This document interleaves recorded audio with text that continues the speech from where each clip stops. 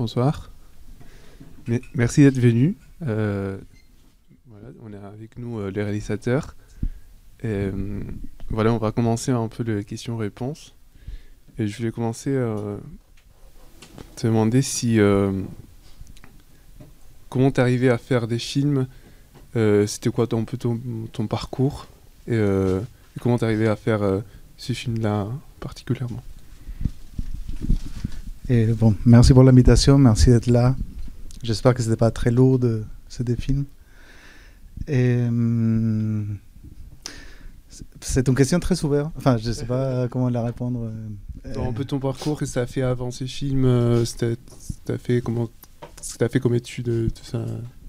J'ai fait des études à Santiago de cinéma. Et c'était une école qui on faisait des cours en commun avec des étudiants en journalisme. Et après, moi, j'avais pas l'impression que je de me sentir très à l'aise en cette école. C'était une école qui cherche beaucoup à... Enfin, c'était la fac qui cherchait beaucoup à faire du cinéma très commercial. En gros, on nous poussait à faire un court-métrage qui marchait, pendant les études, à faire un premier court-métrage qui marchait bien en festival. Et à chercher une voix personnelle, mais pas tant que ça. C'était plus important que les films ils fonctionnent au festival. Après, essayer de transformer ces courts-métrages dans un long-métrage et voilà, et rentrer dans une sorte d'industrie. Et moi, ça ne me convenait pas trop. Moi, je me sentais très proche des arts plastiques aussi.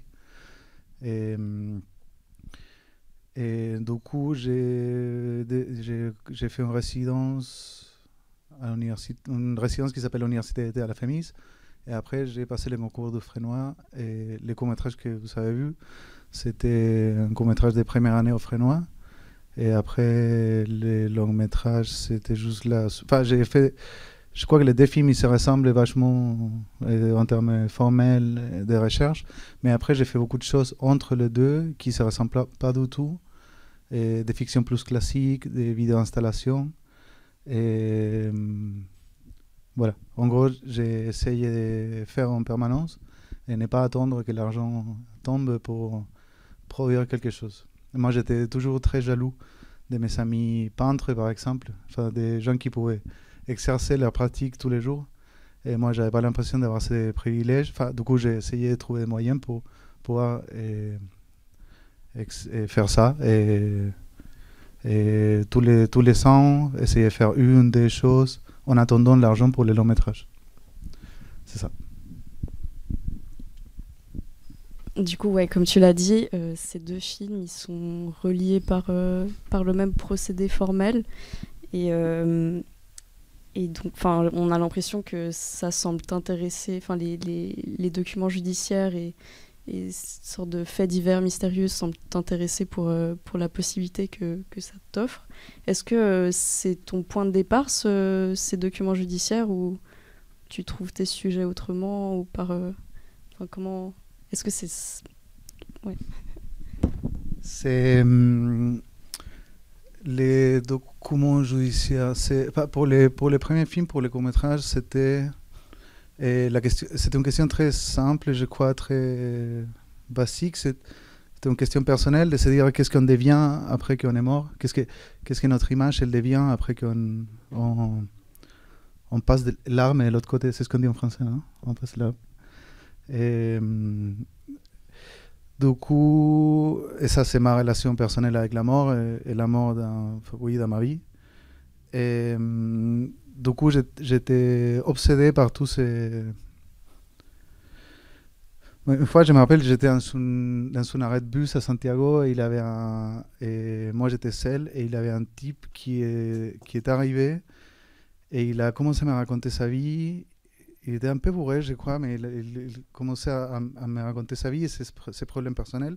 Il avait un problème avec son frère, il vivait avec son frère. Il me dit non, mais t'imagines, j'ai fini demain dans la première page du journal le lendemain dans les kiosques. Et assassiné par mon frère. Enfin, histoire d'un type assassiné par son frère, poignardé, je sais pas quoi. Du coup, il fantasmait avec l'idée, c'était moitié une blague, mais il fantasmait avec l'idée d'apparaître le lendemain dans les journaux. Et ça, je crois que ça m'a vachement inspiré ce moment. Et ensuite, j'ai vu dans les journaux au Chili les visages de ces 4 travailleurs qui ont mort dans les détroits de Magellan. Et, l'image de ces 4 jeunes, qui à l'époque j'avais la même âge que ces 4 jeunes, c'est 24 et 25, ça m'a absorbé quelque part. Cette image, elle m'a pris. Et du coup, je sentais, oui, l'obsession de faire ces films. Et les archives de justice, c'est aussi toujours la distance qui existe entre ce qui est écrit dans son archive de justice et ce qui s'est passé vraiment dans la réalité. Et l'événement réel et l'expérience vécue par les personnes qui sont décrites dans l'archive de justice. Et comment un événement il peut être lu autant de formes différentes. Et pour le 12e film, le long métrage, c'était plutôt ce désir de cette communauté de voler à la retraite, de se raconter eux-mêmes et d'inventer des mythologies d'eux-mêmes. Et le vertige des identités multiples, parce que, par exemple, Eugenio, le plus âgé, c'est quelqu'un qui, à un moment donné de sa vie, il s'est baladé dans les rues en Italie avec 5-7 passeports différents et avec 5-7 identités différentes. Et l'idée le vertige de te dire à toi-même, aujourd'hui je m'appelle Dino Franco Romanati, et alors si les gens me demandent pourquoi j'ai un accent italien, il faut que j'invente une bonne histoire. Ce vertige-là, je l'ai trouvé digne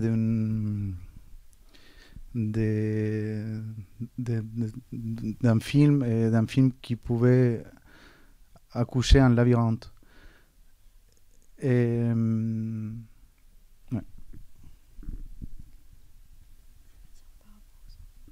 Que aussi, typiquement dans le court-métrage, tu t'inclus les enfants, et il y a un peu ce truc de que les enfants, on sait jamais s'ils disent la vérité. Enfin, quand ils disent un mensonge, c'est très...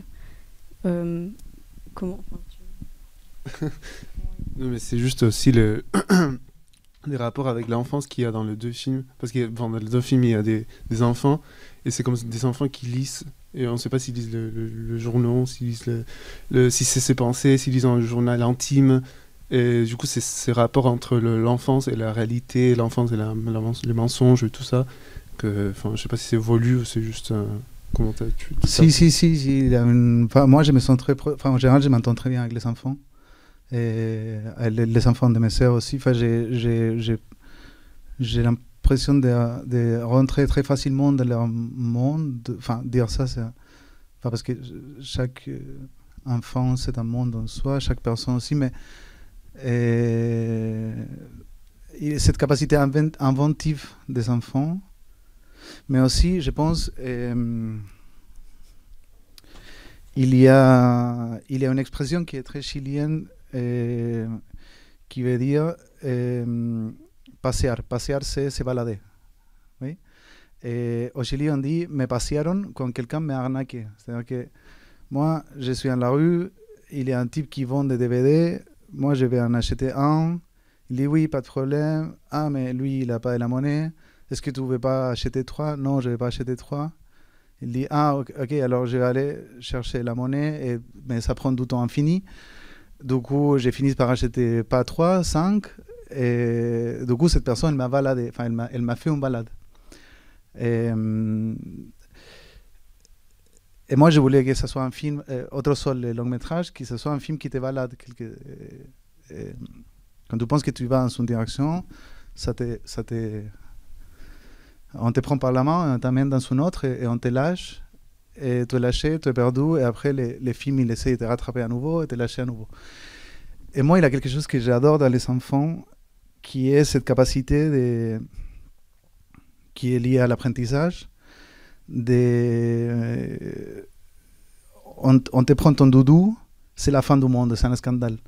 Et tu te mets à pleurer, tu es enragé, c'est tragique, c'est scandaleux. Et, et d'un second à l'autre, quelqu'un te montre un autre jouet, et là, ton visage change, tu arrêtes de pleurer, tout. Cette sorte de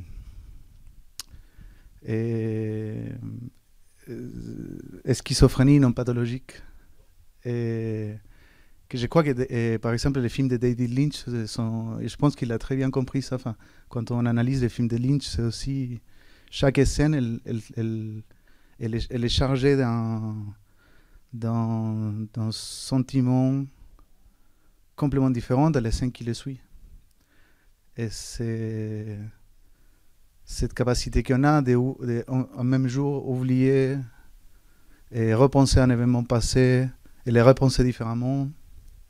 L'autre fois, j'ai parlé avec une amie elle est neuroscientiste. Elle est neuroscientiste, notamment elle travaille avec des enfants autour du langage. Elle me disait que les neurones qui s'occupent de la mémoire, c'est les seuls qui se régénèrent dans les êtres humains. Et les seuls, il n'y a pas les autres. Il doit avoir un intérêt à qu'on puisse réinventer des mémoires. Je ne sais pas si ça répond à la question. Mais du coup, tu dis que tu fais en sorte de nous perdre pour ensuite nous rattraper, et tout ça sans nous décrocher, sans nous sortir du film. Est-ce que cette complexité, cet équilibre, tu le trouves au montage? Et après, j'aurais une autre question par rapport au documentaire et à la fiction, que je pense que c'est un rapport à ça, le fait de mélanger différentes réalités. Et puis... Mais premièrement, par rapport au montage, parce que du coup, on remarque aussi que tu as fait le montage du court-métrage, mais le long-métrage, c'est quelqu'un d'autre qui a fait le montage. Quel est ton rapport au montage? Si. Et moi, j'étais monteur pendant très longtemps. Enfin, c'est comme ça que j'ai gagné ma vie au Chili. Et je montais tout, n'importe quoi, de la télé, des documentaires et aussi. Et, mais les montages, comme tout, dès qu'on arrête de les exercer, qu'on arrête de mettre les mains dans la pâte, on commence à l'oublier. Le court-métrage, oui, je l'ai monté tout seul. Et le long-métrage, j'ai essayé, mais c'était juste pas possible. Enfin, à un moment donné, c'était beaucoup trop d'informations. Et j'arrivais pas Un long-métrage, c'est un exercice tellement différent, il paraît, qu'un court-métrage. Non, j'avais absolument besoin de quelqu'un d'externe qui puisse rassurer les spectateurs, même si c'est pas un film simple à suivre. Enfin, on a dû négocier avec ma monteuse. Mais les rapports à montage... Non, je pense que pour les longs métrages, c'était déjà assez construit. Enfin, tout ce qu'on voit à l'écran, c'est à peu près tout ce qu'on a tourné. On a enlevé des scènes, mais pas tant que ça. On avait très peu de pellicules aussi et très peu de temps. Et du coup, c'était à peu près... Oui, on a fait... Léo, l'assistant cam, il est là, il s'en souvient. Mais on faisait deux, trois prises max par plan. Et... Après, il a toujours la voix off qui peut te sauver. Il a toujours... Mais ça, c'est moi qui essaie de... Moi, j'essaie d'écrire pour donner une place, en tout cas pour ces deux films, pour donner une place à un voix off qui puisse te glisser d'un régime de représentation à un autre. Et... Il y a une phrase que je trouve très judicieuse de Raoul Ruiz, le cinéaste chilien et français, qui est devenu français. Mais lui, il était très habitué à se glisser d'un régime de croyance à un autre et à passer de la fiction documentaire à... il a vraiment joué avec les formes cinématographiques et un personnage était joué parfois par trois comédiennes, ou par exemple un comédien jouait trois personnages et il ne te prévient pas, c'est juste quelque chose qui arrive. Et il disait, on peut tout faire, mais il faut juste trouver son système pour que le glissement d'un régime de croyance à un autre soit délicat et beau. Et il faut attirer l'attention des spectateurs, il faut la déplacer à un son, en musique ou une autre chose pour que cette basculement dans la narration, elle puisse avoir lieu de façon imperceptible et douce. Et si on arrive à faire ça, c'est ce qui doit être très compliqué, et on peut jouer et changer des sentiments d'une scène à l'autre, de façon radicale. Mais personnellement, je trouve que c'est une des forces de tes films, justement, qui sont très énigmatiques et on est actif, enfin on n'est pas passif dans tes films. Enfin, le spectateur, il est vraiment inclus à résoudre cette énigme, et enfin, il y a un côté un peu intriguant. Oui. Oui. Moi, il a des gens qui se sont excités par cette idée-là. Enfin, il y a des gens qui s'accrochent au film, il y a des gens qui les rejettent aussi.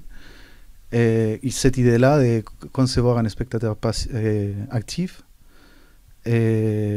mais sachant que de plus en plus, après une centaine d'années faisant du cinéma, on a compris qu'on est dans un film et que le spectateur n'est pas stupide. Et cette promesse-là de qu'on est dans un monde où un comédien ne va jamais regarder la caméra, ça n'existe plus, et de moins en moins. Et du coup, l'idée, cette phrase qu'on entend dans les écoles de cinéma, comme quoi c'est la projection d'un film qui ferme la boucle. Et le film, il s'écrit, on le recherche, il est filmé, il est monté, ensuite il est projeté, et la projection, elle fait partie de cette chaîne d'existence d'un film. Et pourquoi pas inclure les spectateurs comme un personnage du film aussi, ou comme un enquêteur qui peut, d'une façon ou d'une autre, suivre de façon active ce qui est en train de se passer. Pourquoi pas? Cela dit,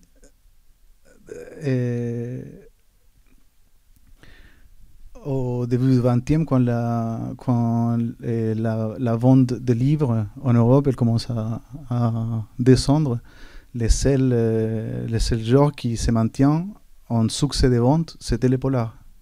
Et je pense que ça va rester comme ça. En tout cas, on a bien l'impression que les polars, ils fonctionnent toujours. Moi, je voulais te demander sur... tu as parlé aussi des identités, aussi les inspirations que tu as eues du Chili et tout ça. Et je voulais te demander sur si t'évolues de maintenir un peu l'identité latino-américaine et chilienne dans tes films.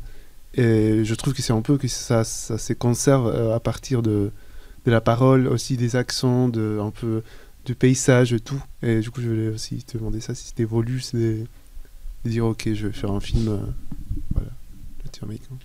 Si, il y a un attachement affectif à une certaine façon de parler. Si on n'est pas hispanophone, on ne se rend pas en compte en voyant les films. La plupart des personnages les plus âgés, ils parlent comme personne on parle aujourd'hui au Chili.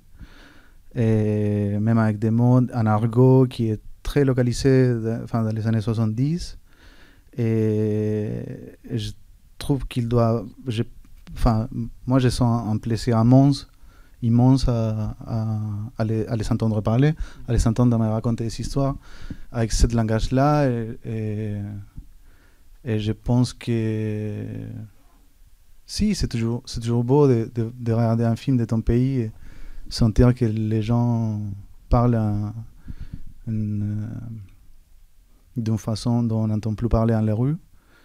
Et après, parlant d'identité, j'avais une amie argentine qui me disait que pour elle, les films, ce qu'elle trouvait beau, c'est que l'histoire elle est boiteuse, les films il fait que tomber en permanence pour se reconstruire et se réorganiser, et qu'elle trouvait que c'était un beau portrait de nos identités latino-américaines, où la démocratie c'est jamais une promesse à long terme, on sait jamais, les choses sont en construction permanente tous les jours.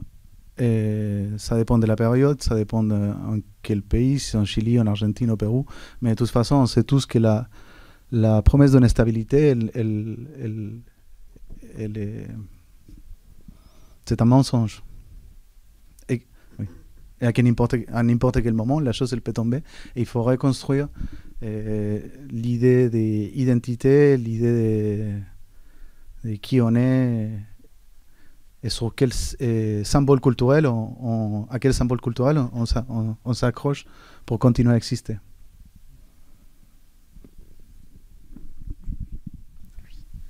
Oui, justement, j'ai remarqué que c'était un portrait d'Amérique latine qui sortait un peu des exotismes, quoi. C'était plutôt...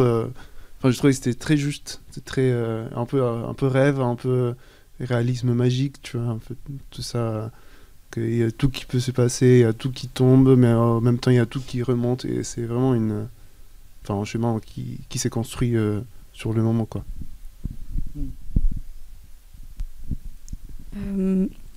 J'ai aussi remarqué que tes films, ils ont beaucoup d'humour. Enfin, en tout cas, tu sembles t'être beaucoup amusé à les faire. Et il y a vraiment un côté comédie absurde, malgré qu'il y ait énormément de violence, notamment dans les propos que certains personnages disent. Et je me demandais si, par rapport à la mise en scène, si c'est tes personnages qui apportent cette touche d'humour, ou comment se fait. Et est-ce que tu écris les dialogues, est-ce que tu peux nous raconter un peu ce côté fictionnalisé de tes documentaires? Et pour les dialogues, qui est peut-être la partie la plus technique, j'avais en effet écrit pour Otro Sol, le long-métrage, j'avais écrit un scénario très dialogué, et basé sur des conversations qu'on a eues avec les personnages, des histoires qui ont été racontées, ou des situations qu'on a vécues ensemble, que j'ai traduisais dans les papiers. Et quand on fait ces répètes, 2 semaines avant le tournage, je sentais qu'il y avait quelque chose qui n'allait pas. La fiction, c'est pas mon terrain. En tout cas, la fiction classique, c'est pas mon terrain. Travailler avec des comédiens, c'est pas mon terrain non plus. Là, j'apprends à le faire, mais parce que j'ai arrêté de penser qu'un comédien, c'est un comédien. C'est juste un tissu humain qui est plus ou moins entraîné pour faire des choses, mais qui ne sont pas très différentes des choses qu'il pourrait faire un non-comédien. Du coup, voilà, les scènes ne fonctionnaient pas trop. Et j'ai parlé avec une amie qui est très douée à la mise en scène avec des non-comédiens. Et 2 semaines avant le tournage, je lui ai expliqué ma méthode. Elle m'a dit, mais tu es fou, il ne faut jamais faire ça. Mais à quel moment tu as pensé à lui donner un texte écrit à quelqu'un qui a 73 ans, qui n'a jamais été comédien, ça ne va pas à la tête. Et j'ai dit, ah oui, mais tu fais comment? Mais il va, non, j'ai écrit un texte à la main, j'explique de où on vient, où on va, et j'essaye de mettre tout le monde dans son espace où ils se sentent à l'aise. Et on construit ensemble jusqu'à faire exister quelque chose qui est de l'ordre de l'honnêteté, on ne va pas dire du réel, mais quelque chose qui dépasse ce qui est prévu. Il faut chercher la fraîcheur, c'est ce qu'il m'a dit. Et ça a marché. Et ça a été tellement plus simple. Et à la fin, c'était extrêmement simple et dirigé. C'est pourquoi on a pu faire 2-3 prises de chaque plan. Quelque part ça fonctionne, parce que moi je ne cherchais pas non plus des gens qui jouaient incroyablement bien.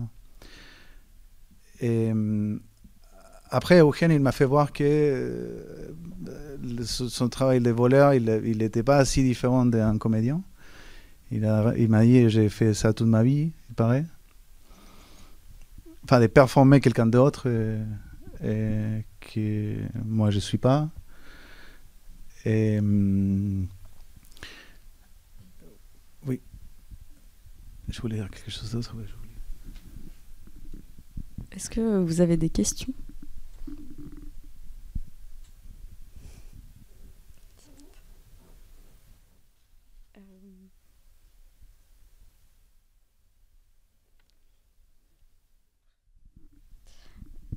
J'ai aussi remarqué que les lieux dans tes films, c'est comme un personnage à part entière. Est-ce que tu passes beaucoup de temps à faire du repérage pour définir où aura lieu ton film? Enfin, on sent vraiment que tu t'inclus l'espace dans ton film. Je me suis souvenu de comment finir la question précédente. C'est sur l'humour. Pardon. Mais c'est important. C'est l'humour. Je fonctionne avec beaucoup d'humour. Enfin, mes relations avec les enfants aussi, ça vient de là. Et l'histoire du cinéma en Amérique latine, elle s'est toujours posé la question de la représentation et du misérabilisme. Il y a eu un mouvement après un autre contre ce qu'on appelle la pornomiseria. Je ne sais pas si vous connaissez ces bandes de cinéastes colombiens. Hollywood, non? C'est du cinéma radical, inventif, libre, tout complètement libre. Qui faisait aussi des films pendant les années 80 à Cali, au moment où la violence, elle pouvait pas être plus grande de ce qu'elle était. C'était un moment atroce, terrifiant de l'histoire colombienne en termes de violence. Et ce groupe-là, ils sont faits, et notamment il y a un film qui s'appelle Agarrando Pueblo. Je ne me rappelle plus le nom en anglais, mais qui fait une parodie de tous ces gens qui vont filmer les gens qui vivent dans la rue pour montrer la pauvreté du peuple, en pensant que c'est un film marxiste engagé, fait par des gens des pays riches. C'est délirant, ça échappe tous les systèmes de croyances qu'on a en termes de classe. Et ce sont des films qui sont faits avec beaucoup d'humour, noir parfois, mais beaucoup d'humour, mais surtout avec beaucoup d'amour. Et je crois que j'ai juste deux principes. Une, c'est moi j'ai du mal à communiquer. Autrement dit, je me sens très à l'aise à communiquer avec les autres à partir de l'humour. C'est là où je me sens confortable.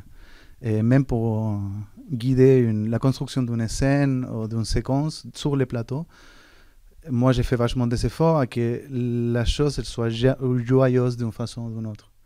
Et notamment dans les tournages au Chili, on a essayé de faire sorte que ce qui s'est passé les matins avant que la caméra elle commence à tourner, et les soirs après que la caméra elle arrête de marcher.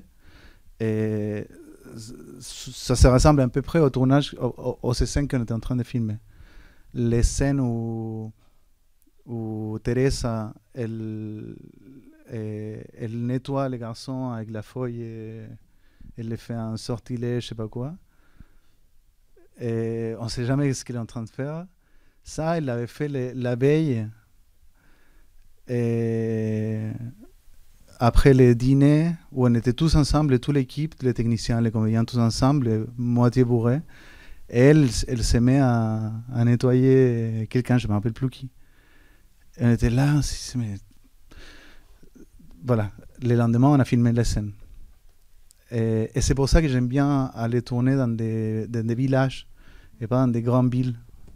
Parce que je peux kidnapper l'équipe, on peut kidnapper tout le monde, s'installer dans son petit endroit et faire les films aussi avec les gens qui vivent là et qui en général sont assez contents de soit nous aider, soit apparaître dans les films, et soit faire manger pour nous. Enfin, c'est une économie circulaire qui dure une dizaine de jours où on essaye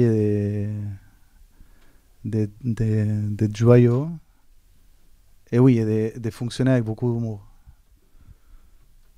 Typiquement, dans cette scène, il y a Eugenio qui passe de droite à gauche en criant. C'est très absurde, très, très drôle aussi.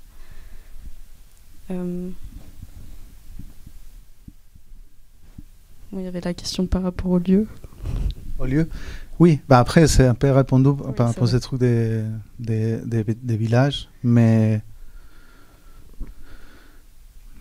Donc en fait, c'est aussi un espace que toi tu découvres en soi, c'est pas... En général, ce sont des espaces, les serres d'Atacama, je les connais assez bien pendant ma jeunesse et plus la jeunesse que l'enfance.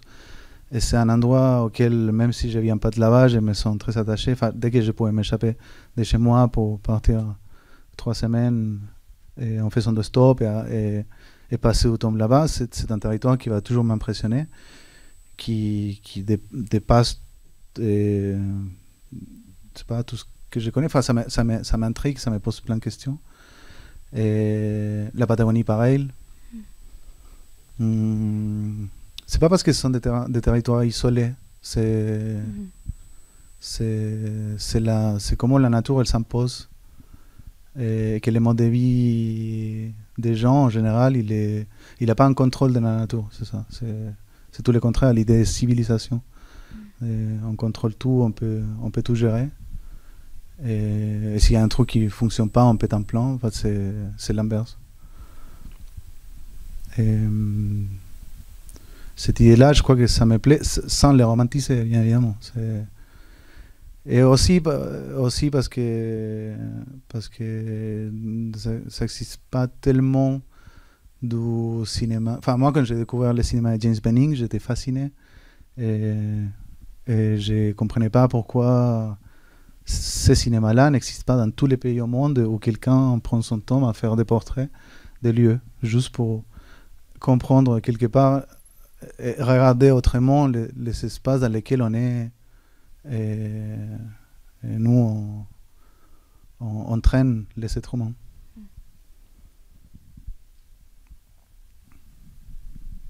Toujours pas de questions?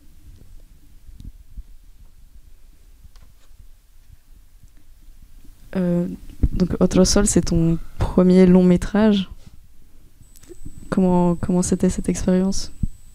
Et enfin, est-ce que la Luna, ça t'a donné envie de faire quelque chose de plus long ou... Et c'était Otro Sol, je l'ai pris comme un exercice avec une liberté totale. Et on l'a financé avec de l'argent de court-métrage. Et c'était un budget total de 130 000 euros. Et, enfin, on a demandé l'argent en Belgique, en France et au Chili. Et moi, je pensais que c'était un court-métrage. Après, ça est devenu un long pendant le Covid.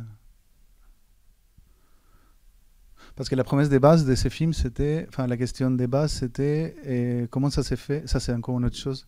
Mais Otro Sol, il est né parce que je me posais la question comment ça s'est fait qu'un pays si petit de 16 millions d'habitants à l'époque, maintenant 20 millions, a les mythes comme quoi on a les meilleurs voleurs à l'international. Un mythe que je croyais qui était très local et qui était très chilien, mais après j'ai confirmé dans des journaux anglais et états-uniens, australiens, qu'en effet les bandes de Chiliens étaient vraiment très très difficiles à choper. Et en gros, ce qui s'est passé, c'est que dans les années 70, pendant la dictature, les voleurs, on ne les jugeait pas, on les torturait directement. Et du coup, il y a toute une génération qui est partie, qui sont installés soit en Europe, soit aux États-Unis. Et ils ont créé des gangs, des mafias, et jamais très dangereuses. C'est plutôt des vols de banques, des maisons, de petits vols. Mais c'était un peu comment on dit, apogéo. L'apogée, les climax du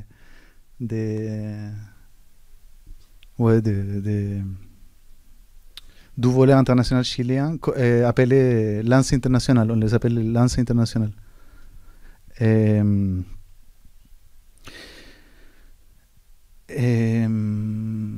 perdu les fils.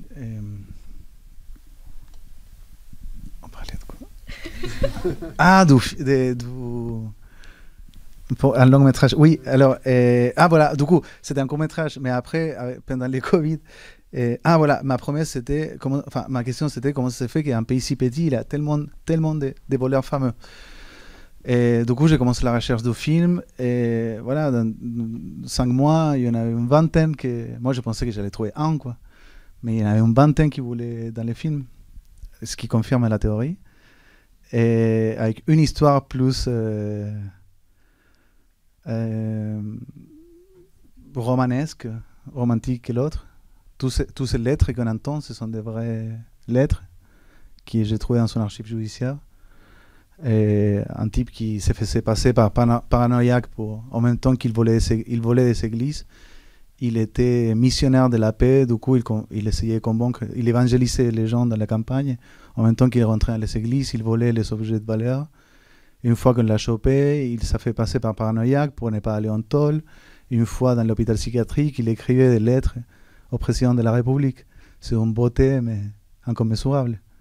Donc, des lettres en français, italien, espagnol qui se croisent. Et tout ça, mélangé avec l'histoire de vie de ces gens-là que j'ai rencontrés, ça crée la promesse d'un film romanesque qui ne pouvait pas correspondre à un seul régime de représentation, à mon avis. Et en plus, comme c'était un premier long métrage, je me suis dit, bon, je vais expérimenter, je vais pas, mais je suis pas, enfin, en plus, avec le budget qu'on avait, je me disais, je ne suis pas là pour faire une fiction avec un comédien fameux chilien pour gagner un prix. C'était pas ça.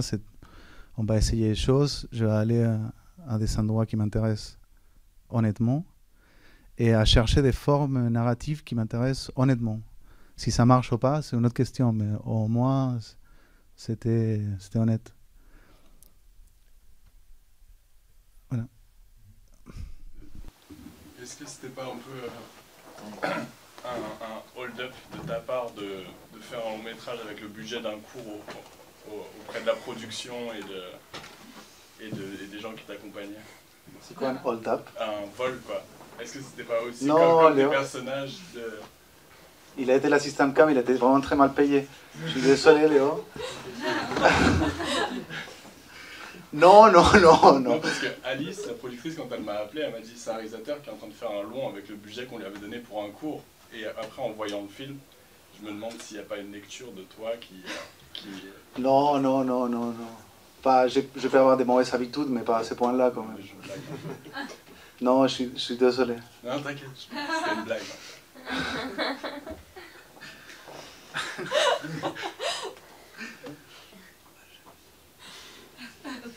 Boris, vous aimeriez dire quelque chose? C'est fantastique, merci beaucoup. C'est tourné en pellicule? Si. Les deux.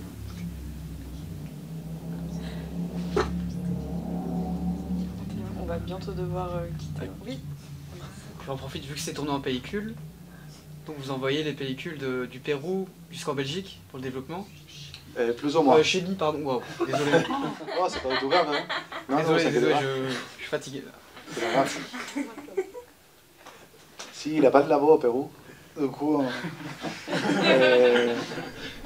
Si, je suis parti... Enfin, moi, j'ai vécu en France. Je suis parti au Chili avec les pellicules. Et ensuite, oui, je les ai mis en bagage à main. On a appelé l'aéroport pour dire qu'on traversait la frontière avec des pellicules si on pouvait ne pas les scanner. Et ça marchait. Et je suis arrivé à Bruxelles. Et là, on l'a amené au labo l'équipe. Donc entre les deux, tu savais pas le résultat? Non, c'était assez angoissant. Et en fait, les labos, ils prenaient du temps. Et ils développaient 2 bovines par jour.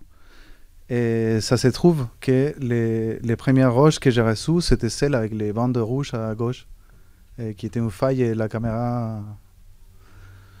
Et j'ai reçu que ça la première journée. J'ai pété un plan parce que je pensais que tous les films étaient voilés.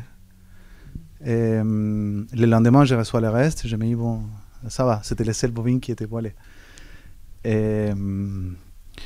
Mais si, c'est très angoissant. Mais je pense que ça aide le fait que c'était un film, un expériment, que c'était pas cher, qu'on était prêt à accepter à peu près tout. Et oui, je ne sentais pas la pression de... Ou peut-être je faisais semblant de ne pas la sentir, je le mettais derrière ma tête. Et on faisait confiance à l'équipe technique. Si, je pense qu'on a tourné Et un mois après, on a vu les images. Si, c'est angoissant quand même. Si. Vous avez tourné avec quelle caméra? Une Aton XTR avec un optique Canon, un seul optique, qui va de 11-160. Ah ouais. un zoom pour pouvoir tout faire.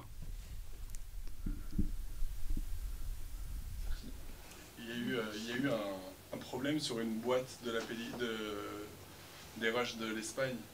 Tu te souviens? Il y a une scène du coup que tu n'as pas pu utiliser malheureusement.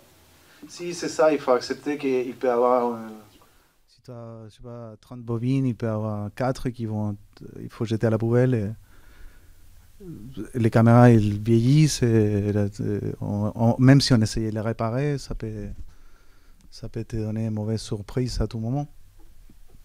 Il faut l'accepter.